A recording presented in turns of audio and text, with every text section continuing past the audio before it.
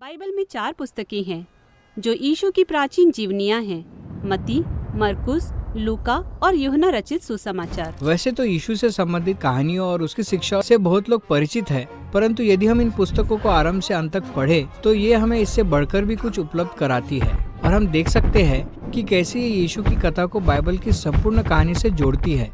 तो आइए बात करते हैं सुसमाचार को कैसे पढ़ना चाहिए।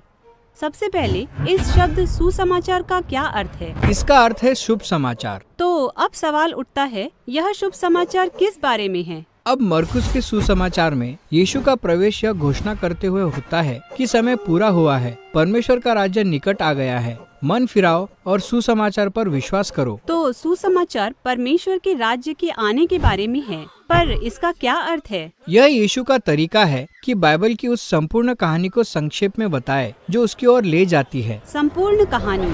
अच्छा, ठीक है, मुझे इसके बारे में बताइए। अब कहानी शुरू होती है जब परमेश्वर एक अच्छे संसार की रचना करते हैं और फिर मानवता को अपना प्रतिनिधि बनाकर उस संसार पर प्रभुता करने के लिए नियुक्त करते हैं। पर फिर मनुष्यों ने बार बार विद्रोह किया, जिसने उन्हें हिंसा और मृत्यु के संसार में धकेल दिया। यही तो समस्या है। परंतु परमेश्वर इस काम को पूरा करने के लिए वचनबद्ध है, इसलिए वह इस योजना को फिर से आरंभ करने के लिए अब्राहम और उसके परिवार को चुनते हैं। फिर परमेश्वर मूसा के माध्यम से परिवार को भरपूरी वाले स्थान में लाते हैं ताकि वह उनके द्वारा सभी जातियों को पुनः बहाल कर सके। बिल्कुल सही। इज़राइल ऐसा राज्य बनता है जहां दाऊद जैसे अद्भुत राजा हुए, पर अंत में इज़राइल भी विद्रोह करता है और यह उन्हें विनाश की ओर पहुंचा देता है। पर इज़राइल के भविष्यवक्ताओं ने कहा कि परमेश्वर हार मानने वाला नहीं है, वह स्वयं आकर इज़राइल को बहाल करेंगे ताकि उनका न्याय और शांति सभी जाति और समस्त सृष्टि में फैल सके। यही आशा परमेश्वर का राज्य कहलाती थी। और यीशु ने कहा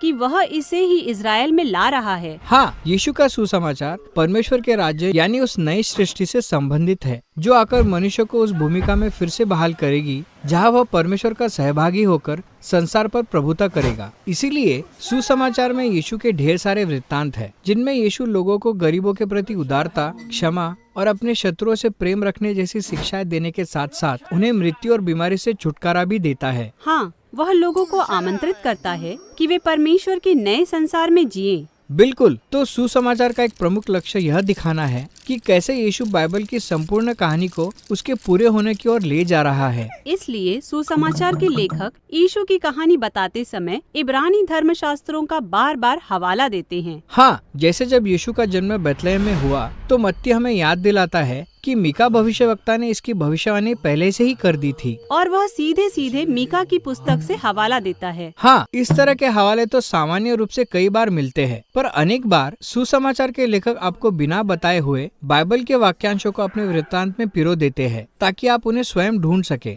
जैसे यीशु के बपतिस्मा के समय परमेश्वर ने आकाश से यह घोषणा की, तू मेरा प्रिय पुत्र है, तुझसे मैं प्रसन्न हूँ। आप यदि थोड़ी खोज करें तो देखेंगे कि परमेश्वर की इस बात में बाइबल के 3 वाक्यांशों का सम्मिश्रण है जो यीशु की पहचान दाऊद के राज सिंहासन, अब्राहम के वंश और उस सेवक में कराते हैं जो अपने लोगों के पापों के लिए दुख उठाएगा। वाह, यह तो बहुत गूढ़ है। हाँ, सुसमाचार वृत्तांत प्रत्येक पृष्ठ पर ऐसा ही करते हैं। प्रत्येक पुस्तक निरंतर प्रदर्शित करती है कि कैसे बाइबल में अब्राहम और मूसा और दाऊद और सब भविष्यवक्ताओं की कहानियाँ सबकी सब यीशु ही की ओर इशारा करती है। हाँ, अब 4 अलग अलग वृत्तांत क्यों है? क्या एक पर्याप्त नहीं होता? इस विविधता का विशेष उद्देश्य है। चारों सुसमाचार के लेखकों ने यीशु संबंधी अपनी कहानियों को इस प्रकार से आकार दिया और व्यवस्थित किया है कि वे यीशु की अलग अलग विशेषताओं पर बल दे सके। मत्ती यीशु को मूसा से बढ़कर प्रस्तुत करता है और इसीलिए वह यीशु की शिक्षाओं को 5 बड़े भागों में विभाजित करता है, बिल्कुल मूसा की 5 पुस्तकों के समान जो तोरा कहलाती है। लूका यीशु को परमेश्वर की उस शाही सेवक के रूप में प्रस्तुत करता है जिसका वर्णन यशाया में दिया गया है, जो परमेश्वर की ज्योति को सभी जातियों तक लाता है। मरकुस यीशु को नए मनुष्यत्व के आरंभ के रूप में प्रस्तुत करता है जो परमेश्वर की नई सृष्टि के रहस्य को वर्तमान समय में प्रकट करता है। और यूहन्ना केंद्रित है यीशु के उस दावे पर कि वह यहोवा अर्थात इज़राइल का परमेश्वर है जो इसलिए मनुष्य बना ताकि हमारे लिए उस काम को कर सके जिस काम को हम अपने लिए कभी नहीं कर सकते थे। हाँ, ये सब वर्णन एक दूसरे से भिन्न है,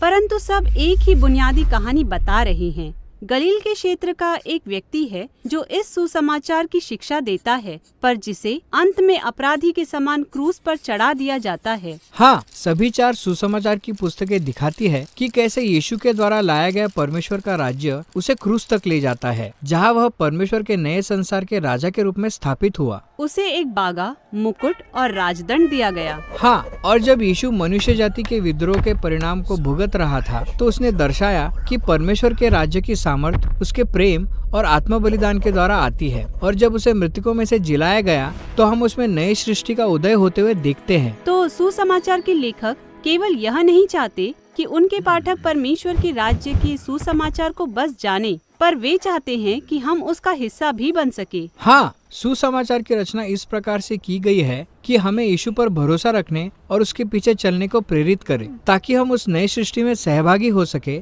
जिसे उसने आरंभ किया है।